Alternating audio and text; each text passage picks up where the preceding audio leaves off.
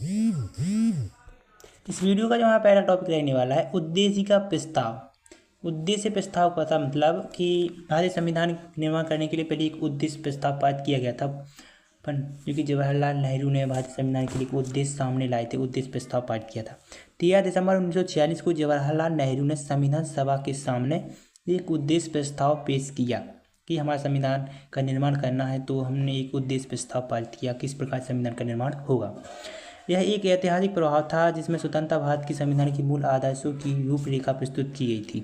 यह एक ऐतिहासिक प्रस्ताव था जिसमें स्वतंत्र भारत की संविधान की मूल आदर्शों की रूपरेखा प्रस्तुत की गई थी। वह फ्रेमवर्क सुझाया गया था कि इसके तहत संविधान का काल आगे बढ़ाया जाएगा। मतलब एक पंडित जवाहरलाल नेहरू ने जो कि उनके ऐसा उद्देश्य प्रस्ताव का पारित किया था 13 दिसंबर 1946 को कि हमारा संविधान का निर्माण ऐसा होगा और इस प्रकार से भारतीय संविधान सभा का निर्माण भी किया जाएगा, उसके कार्य को आगे बढ़ाया जाएगा जिससे कि हम आने वाले भविष्य के लिए भारतीय संविधान का निर्माण कर सकें। तो इस प्रकार से जो कि उन्होंने एक उद्देश्य प्रस्ताव पारित किया और संविधान की मूल रूपरेखा रखी कि इस प्रकार से हमारा भारतीय संविधान का निर्माण होगा। फिर इसमें भारत को एक स्वतंत्र प्रभुत्व गणराज्य की घोषणा किया गया था। मतलब इसमें भारत को एक स्वतंत्र संपन्न और पूर्ण जो कि स्वतंत्रता घोषणा की गई थी कि भारत पूरी तरीके से स्वतंत्र गणराज्य भी है क्योंकि हमारा भारतीय संविधान खुद का एक संविधान है। चौथा, नागरिकों को न्याय, समानता व स्वतंत्रता का आश्वासन दिया गया और वह एक वचन दिया गया था कि अल्पसंख्यक व पिछड़े वर्ग, एक दलित व अन्य पिछड़े वर्गों के लिए पर्याप्त सकारात्मक प्रभाव किए जाएंगे। तो नागरिकों को न्याय, समानता, स्वतंत्रता आश्वासन दिया जाएगा, लोगों के लिए न्याय किया जाएगा, दलित और अन्य पिछड़े वर्गों के लिए आरक्षण दिया जाएगा और संघात्मक प्रभाव किए जाएंगे कि जो हमारे पिछड़े लोग हैं, भाई बहन हैं, उन सबको भी एक संरक्षण दिया जाएगा, उनको भी रहवास दिया जाएगा, घर दिया जाएगा। अब सोमनाथ लहरिया की बात की जाए तो यह जो कि संविधान सभा की कम्युनिस्ट सदस्य सोमनाथ लहरिया को संविधान सभा की चर्चाओं पर ब्रिटिश साम्राज्य का साया दिखाई देता था। अब संविधान सभा के कम्युनिस्ट सदस्य थे जहाँ सोमनाथ, तो उनको संविधान सभा की चर्चाओं पर ब्रिटिश साम्राज्य का जो कि साया दिखाई दिया, संविधान पर ब्रिटिश साम्राज्य का साया दिखाई देता था। दूसरा, 1946-47 की ठंड में जब संविधान में चर्चा चल रही थी कि तो अंग्रेज अभी भी भारत में ही जवाहरलाल नेहरू के नेतृत्व में अंतरिम सरकार शासन तो चल रही थी, परंतु उसे सारा काम वायसराय तथा लंदन में बैठी ब्रिटिश सरकार की देखरेख में भी करना पड़ता था।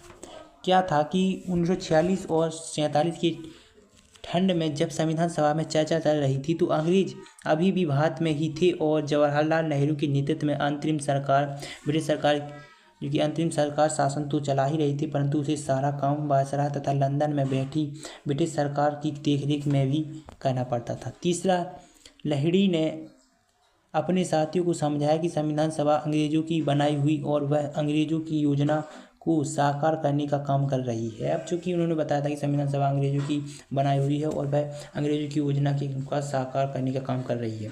चौथा, उन्होंने सदस्यों तथा आम साथियों में से आग्रह किया कि साम्राज्यवादी शासन के प्रभाव से खुद को पूरी तरह आज़ाद करेंगे। मतलब इन्होंने बताया कि भारतीय संविधान से आग्रह किया कि आप लोग खुद की एक कमेटी बनाओ, उसकी कमेटी में ना जाओ।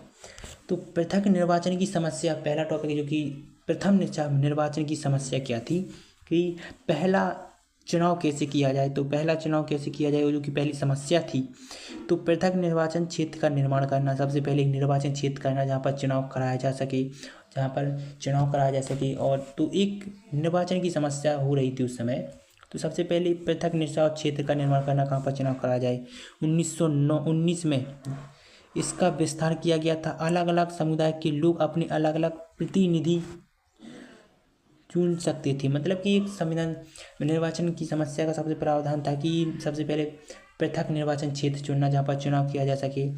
फिर 1919 में इसका विस्तार किया गया और से बड़ा किया गया। अलग अलग समुदाय के लोग यहाँ पर गए और अपने अपने नेता को चुना एवं चुनाव प्रारंभ कर दिया गया था कि हर व्यक्ति अपने अनुसार अपनी व्यक्ति को चुन सके, अपने नेता को चुन सके जो कि उनके राज्य के लिए उत्तरदायी हो, कि राज्य की देखरेख करे, कि राज्य की समस्याओं को दूर करे। तो एक अलग अपना प्रतिनिधित्व चुनना, तो उस समय जो कि निर्वाचन की समस्या को भी दूर किया गया था। इस प्रकार से उस समय जो कि समस्या थी उसको निर्वाचन किया गया लोगों के प्रति, उनको खुद के लिए एक लीडर चुन सकें, तो उसके लिए भी ये किया गया था।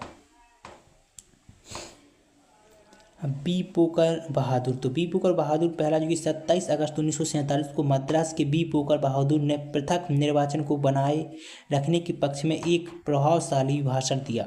27 अगस्त 1947 को मद्रास के बी पोकर बहादुर ने पृथक निर्वाचन को बनाए रखने के पक्ष में एक प्रभावशाली भी भाषण दिया कि हम किस तरीके से जो कि एक निर्वाचन को बनाए रख सकते हैं। दूसरा, बहादुर ने कहा था कि अल्पसंख्यक सब जगह होते हैं, उन्हें हम चाह कर भी नहीं हटा सकते। अब बहादुर ने कहा है कि अल्पसंख्यक जो कि हर जगह होते हैं, हम चाह कर भी उन्हें नहीं हटा सकते, उनको हमें आरक्षण देना होगा, रहवास के लिए घर भी देना होगा।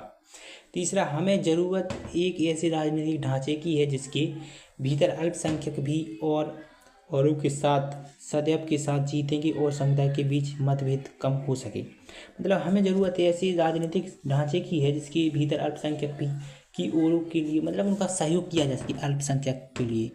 चौथा, देश के शासन में मुसलमानों की एक सार्थक हिस्सेदारी सुनिश्चित करने के लिए पृथक निर्वाचन के अलावा और कोई रास्ता नहीं हो सकता था। उन्हें लगता था कि मुसलमानों की भलाई की बात केवल एक ही मुस्लिम नेता ही कर सकता है। तो इस प्रकार से जो कि देश के शासन मुसलमानों की आर्थिक हिस्सेदारी भी रही थी उस समय, निर्वाचन के अलावा उनके पास कोई रास्ता भी नहीं था कि कैसे हम निर्वाचन करें। लोग खुद अपने नेता को चुने, खुद अपने लीडर को चुने कि वो अपने राज्य की देखरेख कर सके, उनकी मुसीबतों का सामना कर सके, तो लोगों को द्वारा खुद ही चुने गए। तो बी पोकर बहादुर के द्वारा किए गए इस बयान से ज़्यादातर राष्ट्रवादी भड़क गई। तो वहाँ के जो राष्ट्रवादी थे ज़्यादातर भड़क गए इस बयान की वजह से। इस बात को सुनकर के ज़्यादातर राष्ट्रवादियों को लग रहा था कि पृथक निर्वाचन की व्यवस्था लोगों को बांटने के लिए अंग्रेजों की ही चल रही है। तो कुछ लोगों को यही भी लगा था कि जो लोगों को बांटने की जो प्रथा है, जो कि उस समय निर्वाचन की एक व्यवस्था है जिसके कारण लोग बट जाएंगे, लेकिन बट ऐसा नहीं था।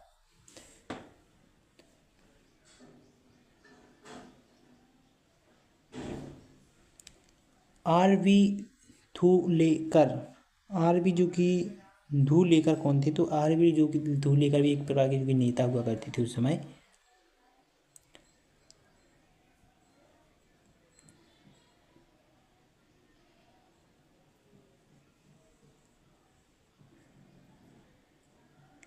तो आरबी भूलेकर बहादुर को संबोधित करते हुए कहा था कि अंग्रेजों ने संरक्षण के नाम पर भी अपना खेल खेला, इसकी आड़ में उन्होंने तुम्हें फुसला लिया। अब इस आदत को छोड़ दो तो अब कोई तुम्हें बहकाने वाला नहीं है। तो आरबी भूलेकर बहादुर को संबोधित करते हुए कहा था कि अंग्रेजों ने संरक्षण के नाम पर अपना खेल खेल दिया और इसकी आड़ में उन्होंने फुसला लिया और अब आदत छोड़ दो, अब कोई तुम्हें बहकाने वाला नहीं है। तो मतलब इन्होंने यह कहा था कि अब अंग्रेजों ने तुम्हें पहले तो अपने कब्जे में कर लिया, मतलब अपने उसमें फंसा लिया, लेकिन अब तुम उसको भूल दो, अब तुम्हें कोई नहीं छेड़ सकता। अब निर्वाचन है ना, तो निर्वाचन के अनुसार अब तुम खुद अपना नेता चुनो और खुद के लिए अपनी जिम्मेदारियों के लिए अपने राज्य के लिए खुद का नेता चुनो जो कि तुम्हारे भला कर सके। अब सरदार पटेल जी ने कहा है कि पृथक निर्वाचन, पहला निर्वाचन एक ऐसा विष है जो हमारे देश की पूरी राजनीति को समा चुका है। मतलब कि सरदार पटेल ने कहा था कि प्रथम निर्वाचन एक ऐसा विष है जो कि हमारी पूरी जनता को, पूरी राजनीति को समा चुका है। उनकी राय में यह एक ऐसी मांग थी जिनकी एक ऐसे समुदाय को दूसरे समुदाय से बढ़ा दिया, राष्ट्र के टुकड़े कर दिए, रक्तपात को जन्म दिया और देश के विभाजन का भी कारण बनी।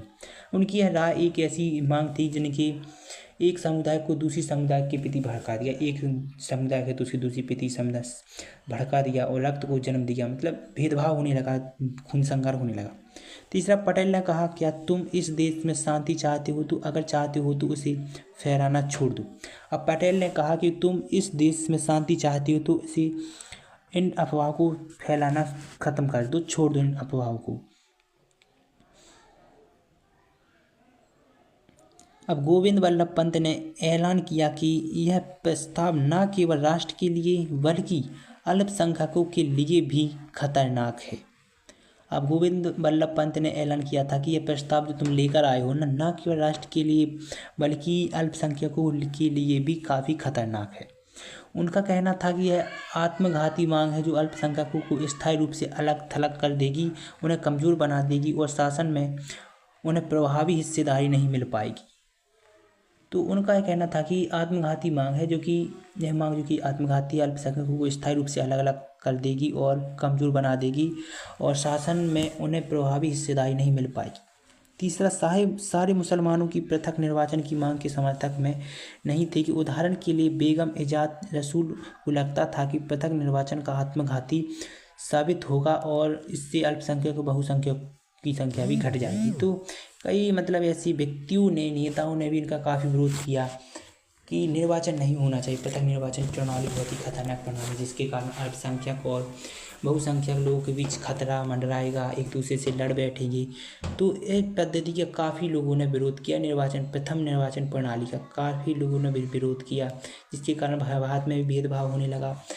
तो इस प्रकार से जो कि काफ़ी हद हो गई थी प्रथम निर्वाचन प्रणाली की, क्योंकि इसमें भेदभाव चलता ही रहा था, अलग अलग लोगों की अलग अलग मांग हुआ करती इस प्रणाली के द्वारा। लेकिन जो कि पंडित जवाहरलाल नेहरू थे वो नहीं माने थे और उन्होंने प्रथम निर्वाचन प्रणाली को लाए थे, प्रस्ताव रखा था और उन्होंने प्रथम निर्वाचन प्रणाली को आगे बढ़ाया था।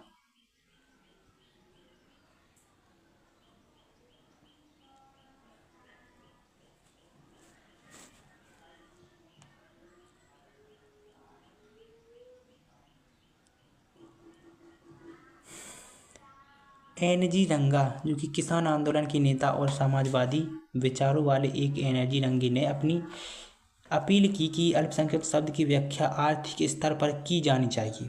अब किसान जो कि आंदोलन के नेता, समाजवादी विचारों वाले NG रंगा ने अपील किया है कि अल्पसंख्यक शब्द की व्याख्या आर्थिक स्तर पर की जानी चाहिए। और दूसरा, रंग की नज़र में असली अल्पसंख्यक गरीब और दबे कुचले लोग थे।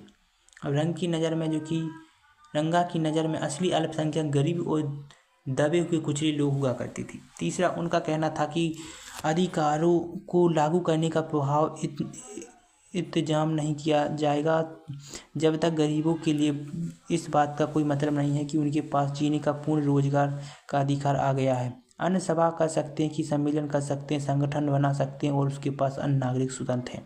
मतलब इन्होंने ये कहा था कि जब तक नहीं ये किया जा सकता, जब तक कि गरीब लोगों का इंतजाम ना किया जा सके, उन्हें जीने के लिए रोजगार का अधिकार ना मिल सके, तो ऐसे अन्य सभा कर सकते हैं और सम्मेलन भी कर सकते हैं। चौथा, रंगा ने कहा है कि उन्हें सहारे की ज़रूरत है और उन्हें एक सीढ़ी चाहिए